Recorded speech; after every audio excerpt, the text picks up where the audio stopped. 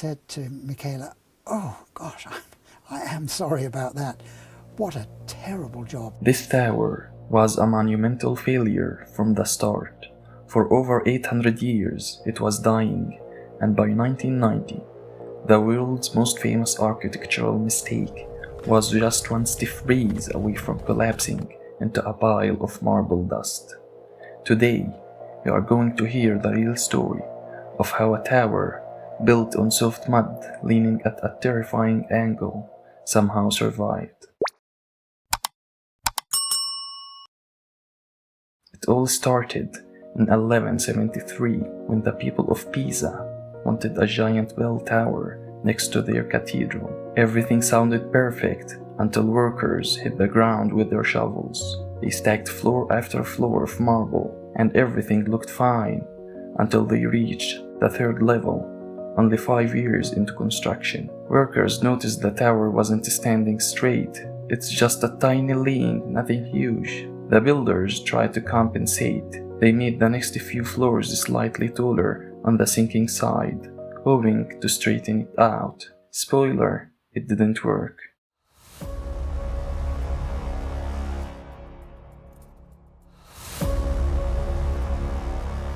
Then came wars, money problems, and worker shortages. Ironically, these delays helped the tower survive. The soil had time to settle, which slowed the lean. If Pisa had completed the tower quickly, it probably would have collapsed 700 years ago. Construction continued in multiple phases over nearly 200 years, and the tower slowly became the world's most famous accident.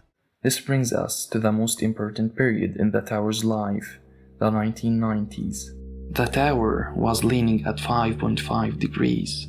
That number might not sound big, but for a 7-story stone structure, 183 feet tall, and weighing around 14,500 tons, that's insane. Engineers predicted collapse anywhere between tomorrow and 20 years from now. The message was clear: it's going to fall, we need to do something fast. In 1990, the Italian government shut the entire area down. No tourists, no climbing, no photos, nothing. The tower was officially declared unsafe. In 1993, they even wrapped giant steel cables around the structure, like a harness, to stop it from snapping in half. A team of the world's best engineers and scientists was called in. This wasn't a normal engineering project. It had 3 deadly problems. 1. The soil under the tower was still moving. 2. The tilt was increasing every single year. 3. Previous fixes had actually made things worse. Before the final solution arrived, engineers tried all kinds of ideas. Some worked, some backfired. Some were, let's just say, creative. First, they tried counterweights, hundreds of tons of lead on the north side. Some engineers suggested freezing the ground to stabilize the base. Sounds smart until you realize frozen soil expand and can push structures in unpredictable directions. Others suggested injecting cement into the ground under the high side. They sank giant concrete cylinders under the north side, the side that wasn't sinking, hoping to anchor it. Disaster! The tower, sensitive to any change, tilted even more to the south. They had made it worse. Then, in 1993, something horrifying happened. The tower reached 5.5 degrees, the steepest angle ever recorded. Engineers noticed cracks forming. The foundation was sinking deeper. The entire structure began twisting, almost like it was wringing itself out. Imagine a 180-foot tower leaning over 15 feet from the vertical. This wasn't a joke anymore. The tower wasn't just leaning, it was dying. Professor John Burland from Hertfordshire was called in to save the tower as part of an international team of experts.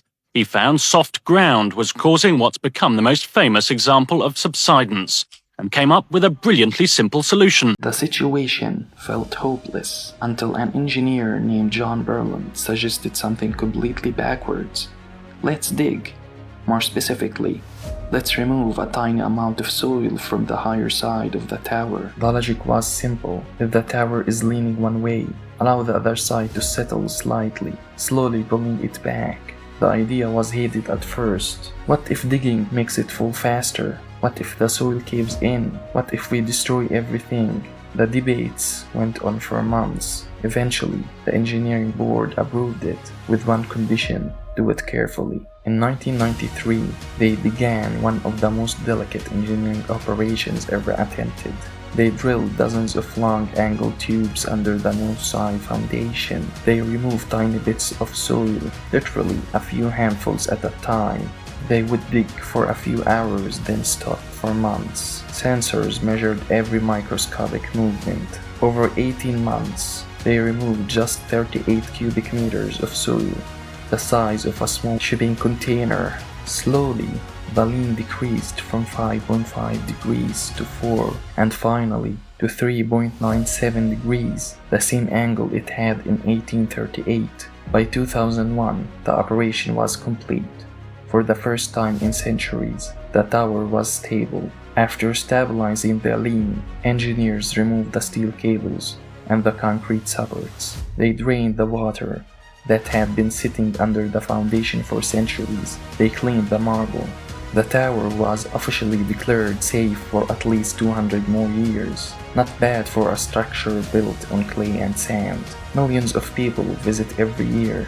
They take the classic holding the tower photo. They climb the spiral staircase. They admire the marble arches. Almost none of them know how close it came to falling. But now you do, and if you love real stories like this, make sure to subscribe for more.